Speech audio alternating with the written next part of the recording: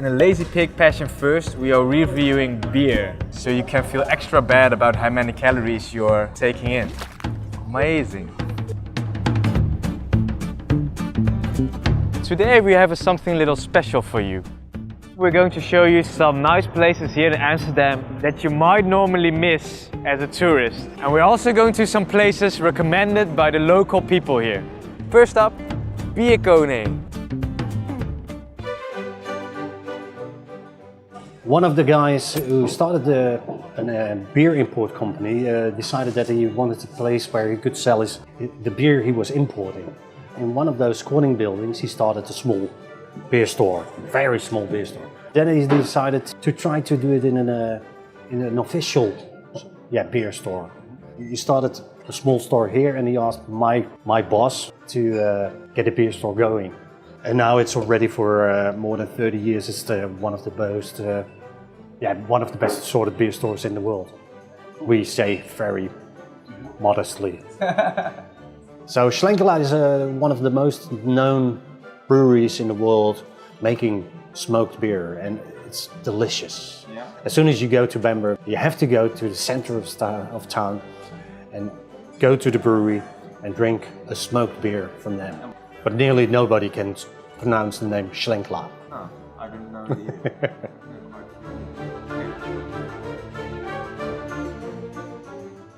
On recommendation of the Bierkoning shop, we went to our next stop, In De Wildeman beer cafe. So we opened up in '86, one of the first beer bars in Amsterdam at that time. And my boss started straight away with 18 beers on tap and around about 150 on bottle. So the beer culture was still good, but not as hype as it now is. 18 beers on tap was unusual, but he persuaded everybody to drink and taste different beers. And the tap list is still 18, which is nowadays almost small, but I think with this we also can offer our clientele 40 beers in a week different, because we always rotate.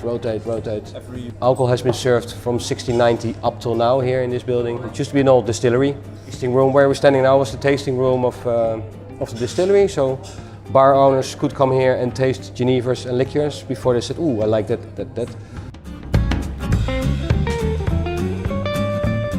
First up is a Northern Monk New World IPA.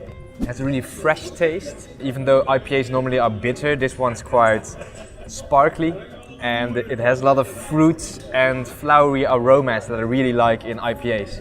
An IPA is an Indian Pale Ale, but originally it was called this because English people went to India and the beer wouldn't keep well on the trips because it took so long. So they put in more hops to make the beer stronger so that it would last the whole trip.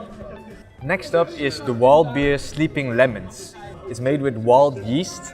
The yeast itself came from nature and wasn't made in a lab or in a brewery or something. It's a sour beer.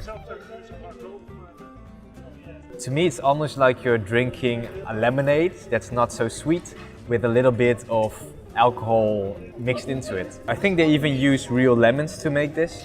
You get a really full taste that's nice on the palate, easy for a day like this, and it's not so strong. It's only 3.6%, so it's easy to drink on a summer day. After In De Wildeman, employee Simon Fokkema recommended us a whiskey bar called J.D. Williams. We're a whiskey bar that focuses on whiskeys from all around the world. 60% of our collection comes from Scotland, and we also do a normal cocktail menu, around 20 different whiskey cocktails. We only serve whiskey as our spirit, like no gin, no rum, no tequila, no vodka, just whiskey. And we also serve really nice craft beers. Beer and whiskey are like brothers and sisters, are a good combination together. And we also have an Asian fusion kitchen, and we've actually brought a lot of cuisine to Amsterdam that didn't exist. Like, we were the first people in the city to serve poke 3.5 years ago. Now you have these poke restaurants popping up around. We were the first restaurant in the city to serve sweet potato fries. Now you see sweet potato fries. A lot of good food movements are happening, I think, in this country and over the last, especially 5 years. And I also wanted to bring a type of food that wasn't being done here, you know, more kind of gourmet, Asian fusion style bar food, you know. Unfortunately, we didn't have time to eat or drink anything at J.D. Williams. But Lazy Pig and I are eager to go back to JD's and try all the whiskies and fusion food goodness for ourselves.